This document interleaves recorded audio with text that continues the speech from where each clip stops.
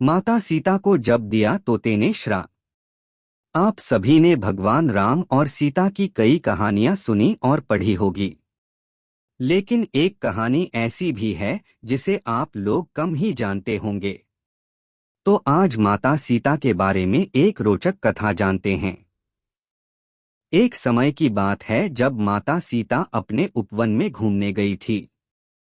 वह कई देर तक फूलों को देखती रही, फिर आकाश को निहारा। तभी देखा कि तोते का एक खूबसूरत जोड़ा एक पेड़ पर आकर बैठ गया। तोता और तोती ने पेड़ पर बैठते ही बातें करना शुरू दी। तोती बोली, क्या आपको पता है स्वामी की अयोध्या में श्री राम जी का जन्म हो चुका है? यही वो श्री राम जी है जिनका विवाह सीता माता से संपन्न होगा। तोता ने उत्तर दिया, हाँ पता है कि रामचंद्र जी का विवाह सीता माता से होगा।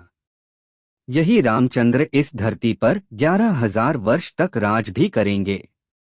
सीता जी के पिता राजा जनक स्वयंवर रचाएंगे। इस स्वयंवर में खूब सारे राजा महाराजा दूर दूर से आएंगे।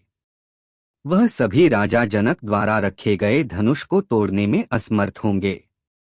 फिर दशरथ के पुत्र श्री राम उस धनुष को तोड़ेंगे और सीता जी उनको वरमाला पहना देगी। सीता जी उनकी बातों को ध्यानपूर्वक सुन रही थी। सीता जी को बहुत उत्सुकता हुई अपने भविष्य को जानने की।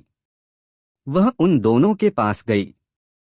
जब उन दोनों ने सीता माता को आते हुए देखा तो वह दोनों डर गए। वह डर के मारे उड़ने को तैयार ही थे कि तभी अचानक सीता जी ने उन दोनों को रोक लिया। सीता जी ने उन दोनों से कहा कि दोनों की डरने की बिल्कुल भी जरूरत नहीं है। सीता जी ने उन दोनों को आश्वासन दिया कि वही जनक पुत्री सीता है। उनकी यह बात सुनकर तोता तोती को चैन आया। सीता माता ने उनसे पूछा कि वह दोनों कौन से राजकुमार की बात कर रहे हैं।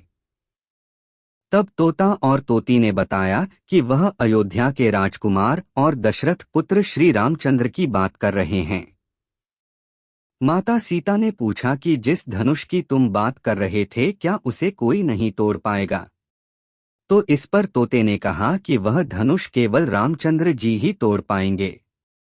इसके बाद सीता माता ने पूछा कि उन दोनों को इतनी गहरी बात किसने बताई? तो तोता और तोती ने कहा कि उन दोनों को यह कथा महर्षि वाल्मीकि ने सुनाई। को जानने उत्सुक हो गई। सीता जी ने उन दोनों से कहा कि वह दोनों उनके महल में ही रहकर उनके भविष्य के बारे में बताएं। तो इस बात पर तोते ने कहा कि क्योंकि उसकी पत्नी गर्भवती है इसलिए वह अभी तो महल नहीं चल सकते हैं, लेकिन बच्चे के जन्म के पश्चात वह दोनों सीता जी के महल जरूर आएंगे। लेकिन सीता माता उनकी बात को मानी नहीं और वह उन दोनों को महल में रुकने के लिए बाध्य करने लगी। जब वह दोनों सीता जी की बात नहीं माने तो सीता माता ने उस तोती को कसकर पकड़ लिया। तोती ने कहा कि कृपा करके सीता जी उसे छोड़ दे। तोते ने भी बहुत गुहार लगाई पर सीता जी नहीं मानी। वह तोती को अपने राजमहल ले जाने के लिए उड़ गई। तभी तोती ने कहा कि वह आखिरी बार कहती है कि उसे सीता जी छोड़ दे वरना वह उन्हें श्राप दे देगी। इस बात पर सीता जी ने कहा कि राजकुमारी को कभी श्राप नहीं लगता है। अंत में तोती ने श्राप दे ही दिया।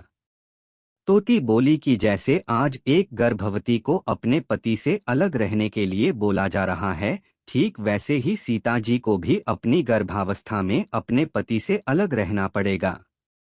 श्राप देने के तुरंत ही बाद में उस तोती ने दम तोड़ दिया। तोते को अपनी पत्नी का बिछुड़न सहन नहीं हुआ। तोते ने भी सीता जी को श्राप दे दिया कि आने वाले समय में वह तोता ही एक इंसान के रूप में जन्म लेगा और वही श्री राम को सीता जी को महल से निष्कासित करने के लिए बाध्य करेगा। सीता जी ने हाथ जोड़कर विनती की कि वह अपना श्राप दोबारा ले ले, लेकिन तोते ने एक भी नहीं सुनी और वह वहां से उड़ गया। यह तोता वही धोबी था जिसकी वजह से माता सीता को महल छोड़कर जाना पड़ा था।